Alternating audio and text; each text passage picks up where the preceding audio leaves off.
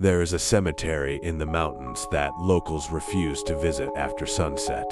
The place is old, very old. Some of the tombstones date back more than 200 years. During the day it looks quiet, almost peaceful. But at night everything changes. For decades, people living near the cemetery have reported hearing something disturbing. Not footsteps, not animals, but voices.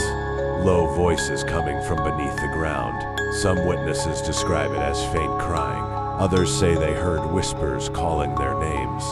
The first documented case happened nearly 30 years ago.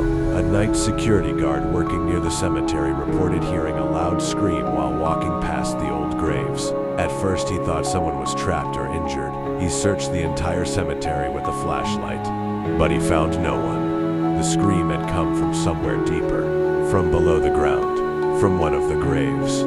He wanted proof. For hours nothing happened, just wind moving through the old trees.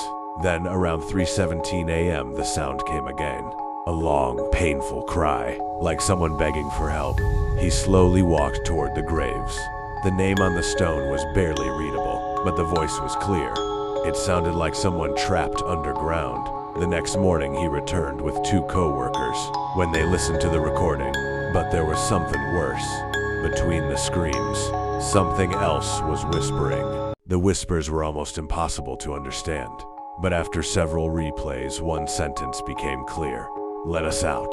The recording spread quickly among locals. Soon, more people began visiting the cemetery at night. Some came out of curiosity. Others came because they believed something supernatural was happening. One group of teenagers decided to spend the entire night inside the cemetery. They placed cameras near the graves and waited. Around midnight, everything seemed normal. But shortly after 3 a.m. something changed. Their cameras began capturing strange sounds, scratching noises, like something moving beneath the soil. Then one of the teenagers heard something directly behind him, a whisper, right next to his ear. When he turned around, no one was there, but the ground beside one of the graves had started moving slightly, like the dirt was shifting from below. Terrified, the group ran toward the cemetery gate, but before leaving, they looked back one last time. Several graves had cracks in the soil above them. The ground looked disturbed, almost as if something underneath had tried to push its way out. The next morning, the police investigated the site. They found no signs of digging, no tunnels, no animals, nothing that could explain the movement. But they did discover something strange. Inside one of the old graves, there were scratch marks on the coffin lid. Deep marks, as if someone inside had tried desperately to escape. Historians later discovered records about the cemetery. More than a century ago, during a deadly epidemic, dozens of people were buried there in a single night, many of them without proper examination. Some historians believe the screams might have a tragic explanation, that some of the people buried that night might not have been dead yet. Even today, the cemetery remains closed after dark, but the stories have never stopped.